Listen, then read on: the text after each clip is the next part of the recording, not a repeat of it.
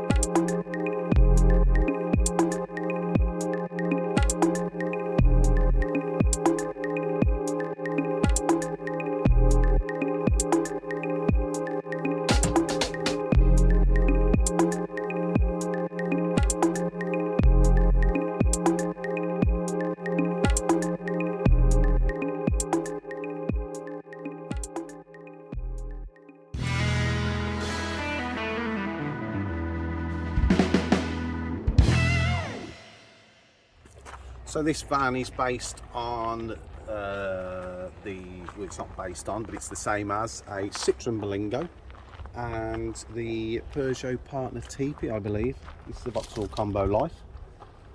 Nice little vehicle. Very, very similar dimensions to the older models and variations of this van as well. There's not much in it at all when it comes to internal width and length. And this is a different setup that we've been asked to do this time.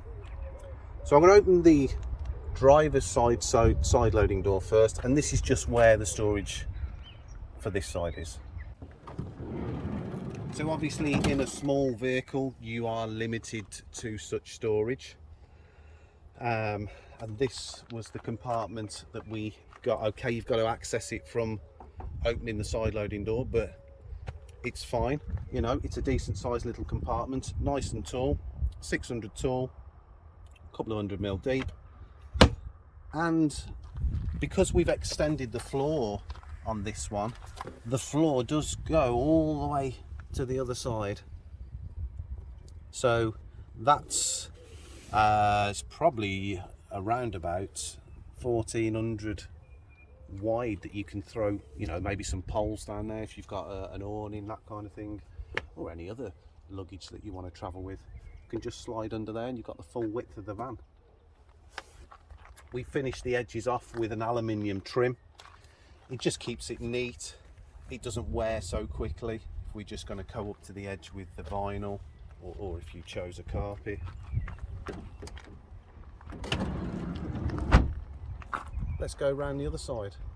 So this is the passenger side entrance, and like I said, it is something different to what we normally do. Saying that, there's no normal in what we normally do anyway. Sometimes we have an L-shaped seating or the two long bench seats. This is something completely different, and again, it's upon request from the customer. They have chosen the colour scheme that goes on in here, and I think it looks really nice, and it does set it off quite well.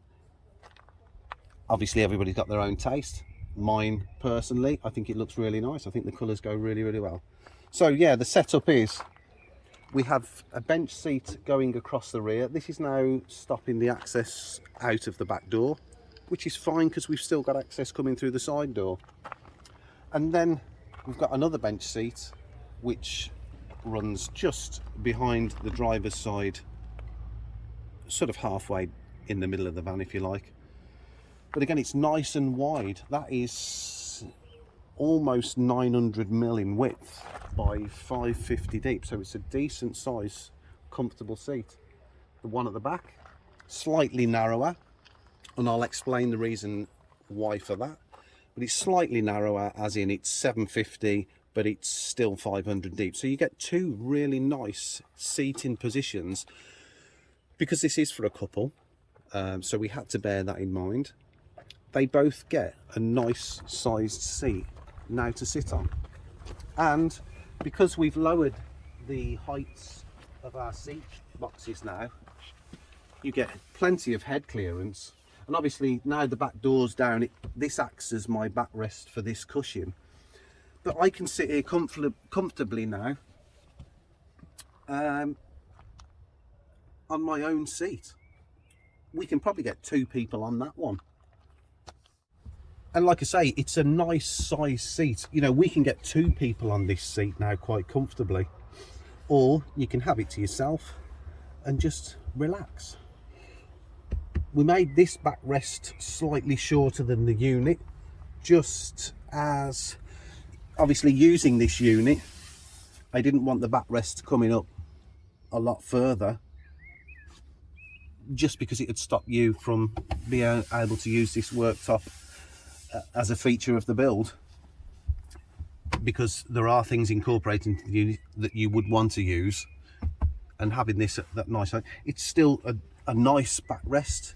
You haven't got the units not digging in you, you're just sitting there, it's nice and comfortable. And although we've now got the back door open and the side door open as well, that's letting a nice bit of fresh air in and throughout the van. So nice comfortable seating to start with.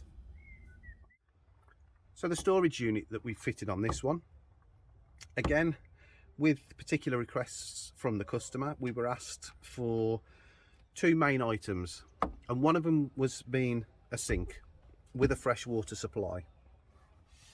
So what we normally do, if we don't get the glass hinged sink, they are slightly bigger. So the advantage of having the smaller sink is that we can get it in a smaller housing, if you like, but then it doesn't come with a top. So I just make them a top. So it's the matching worktop. It's just a top, and I make the bottom so that it just fits in the same hole as the sink, just so it's not rocking and rolling around while you're traveling. Again, you can use that for, you know, maybe a lap tray, or, you know, a chopping board if you want to put something over the top of it. So we've got our sink, stainless steel sink, decent size. It's just over 300 by just short of 300 in width. Nice deep bowl as well, and it does only have a cold water supply. So it's on a micro switch, the tap is, but we do have an isolation switch as well, which I will point out later. The isolation switch is turned on, so we can now operate the sink. We've got a pivoting head, so we can, you know, there's plenty of power in those pumps that we use. Or we can drop the plug in and fill up our bowl. So we got a good sized sink with a cold water supply, and the bottles, the fresh and the waste, are housed at the rear of this unit. And there they are. So we've been operating the sink. This is the waste, obviously it's got the waste pipe coming off it. Nice and simple to empty. It's just a case of take your waste pipe out. What you don't get a splash. It'll come out, so it's going to just wet there. If it's going to wet anyway, it's not going to do any harm. Take it away and go and empty your waste. Bring it back in. Pop the waste pipe back in. Job done. Lives over the one side. And then your fresh. Again, this has got its own submersible pump. It's just a case of take your pump out, go and fill up your fresh, bring it back, pump back in. It's nice and simple, it's nice and easy to use. And there's your fresh and your waste. Coming back inside the vehicle then, this was the second piece of equipment that we was asked to fit into the build, and it is the Vitrifigo TL20 20-litre top loading compressor fridge, lined in stainless steel. You can get a fair few items in there. I was quite surprised, although it being a 20-litre, at how much you can actually get in there. You'll get upright bottles, plenty, and then obviously any other sort of items that you want to keep cool. And because it runs on the 12-volt electrics, it'll work whilst you're driving, and it'll work when you're on the mains as well with the equipment that we fitted. So That doesn't take up a lot of space compared to some other front loading fridges. Obviously with a front loading fridge we have to have the door that opens, then the bed becomes narrower and so forth, whereas this top loader doesn't take up much unit space. I think it's ideal and it's really nice. Now there is the thermostat and the on-off switch for this, because obviously it's not inside the fridge. It is attached to the bottom of the fridge and it only comes so far. So this was the only thing about this particular fridge, and I've had to fit the thermostat control and the on-off switch back in the cupboard at the back. So here in the back of the unit we have our thermostat control. So it's in off at the moment. We turn it on to the temperature that we want, and we can just shut the doors now and leave that and let it do its thing. It's now on and it's getting cool. It's not too much of a problem. The trouble with the depth of where the knob goes on, it wasn't quite 15mm. I use 15mm furniture ply, so of course the knob wouldn't be sticking out, so it was completely pointless trying to house it in the worktop. So it's just in a place. All you need to do is, when you get on site or whilst you're travelling, just come round, turn it to the setting that you want. Obviously after using it a couple of times you'll know where you want to keep the setting. Turn it on. You haven't got to worry about it until you finished your camping then. And then when you are done, you just come back round and you turn it off. Now in this conversion we have fitted the 240 volt supply and a 12 volt supply, so they've got the best of both worlds. They can use it on the site electrics, or if they want to do a spot of wild camping. And the inlet we've had to put underneath the van. I've seen quite a few where they've had to put it on the outside, and I've seen the reason why. So it's quite safe there. It's not lower than his tow bar, so if anything's going to ground first, it's going to be his tow bar, which leaves this quite safe. I've reinforced underneath so that it's on a sturdy sort of platform to base it on, and that's just a cap that covers it up, just stops the weather getting to it. Touching on the electrics then, we house them all in the one compartment in the bed rather than having them scattered around, as in the leisure battery, the transformer charger, the DC to DC charger and the mains consumer unit. So they all live under this one seat compartment and they're all housed under there. So we've got your leisure battery, your DC to DC charger, your mains consumer unit, which we always fit the RCD protection double pole. It's just a safety precaution we like to go by. And then you've got your transformer charger, so when you plug into site electrics, that will give you the supply of 12 volts, and it charges the leisure battery while you're on mains as well. So it's keeping that battery topped up nicely when you're on site. Failing that, if you're driving, the DC to DC charger will also put a charge into the leisure battery. So we like that setup. It seems to work well. So as you can see, or you may have already noticed, on the side of the unit we've got two banks of electrical equipment, and in the first one we've got two USB sockets, the 2.1 and the 1 amp, and then we've got our switch. Again, this was another request from the customer, and this was to put some lighting in the ceiling. So as you can see, we've put two LED lights up there, one for the rear section and one for the front section. Easy operated switch, nice and simple. Then coming along, we've got our voltmeter.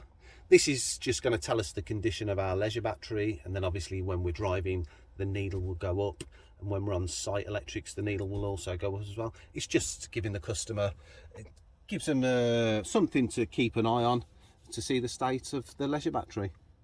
Then alongside that, as I mentioned earlier, we had an isolation switch for the tap, because you might just accidentally turn the tap on, and obviously if the cover's still over the tap, cover's still over the sink, we'll have water everywhere. So this is our isolation switch for our tap.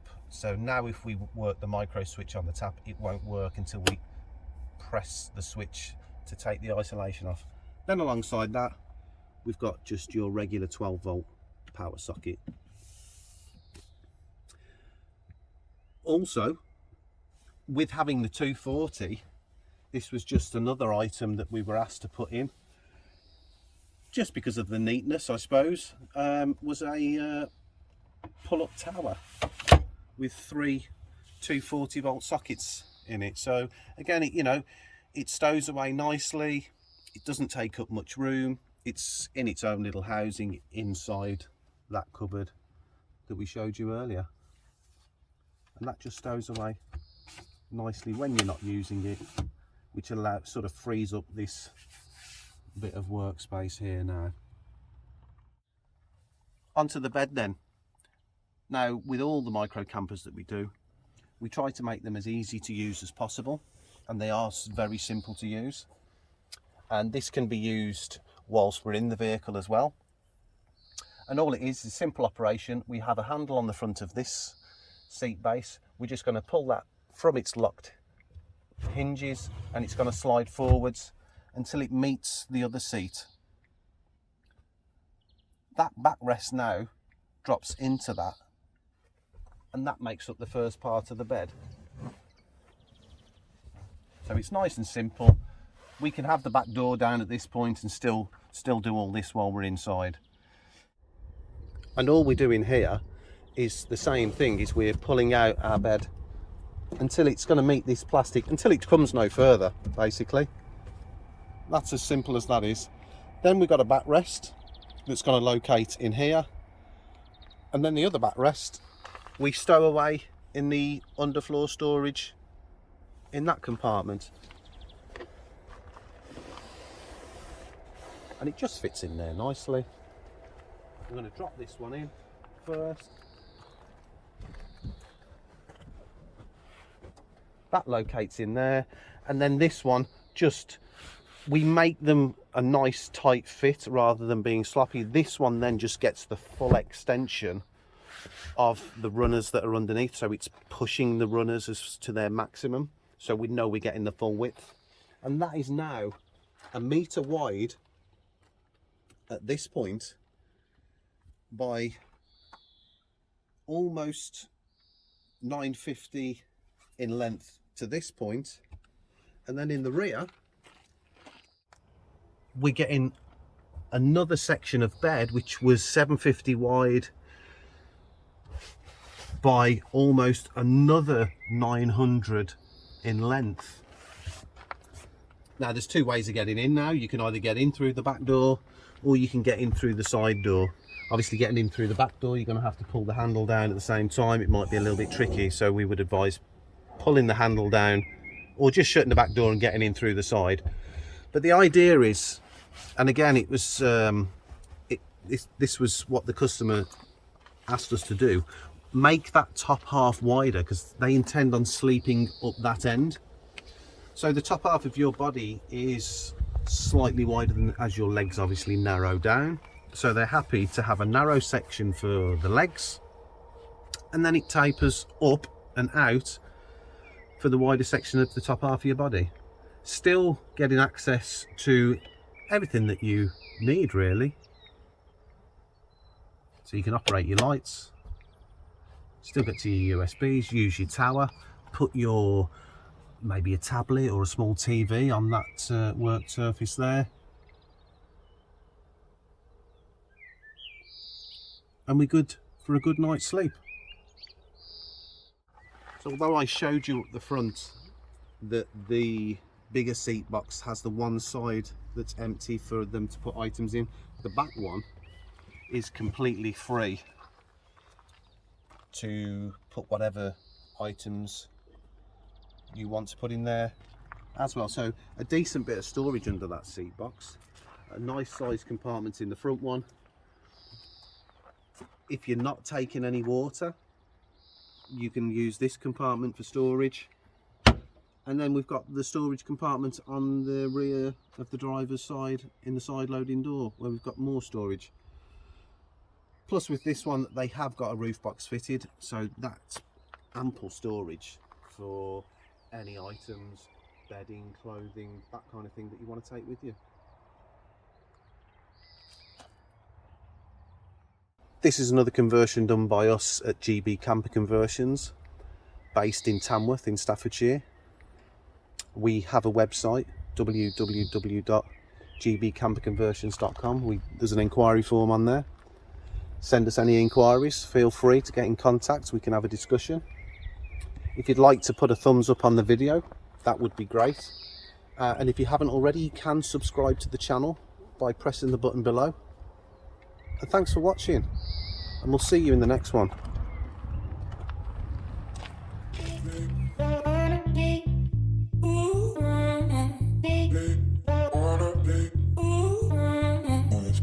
Big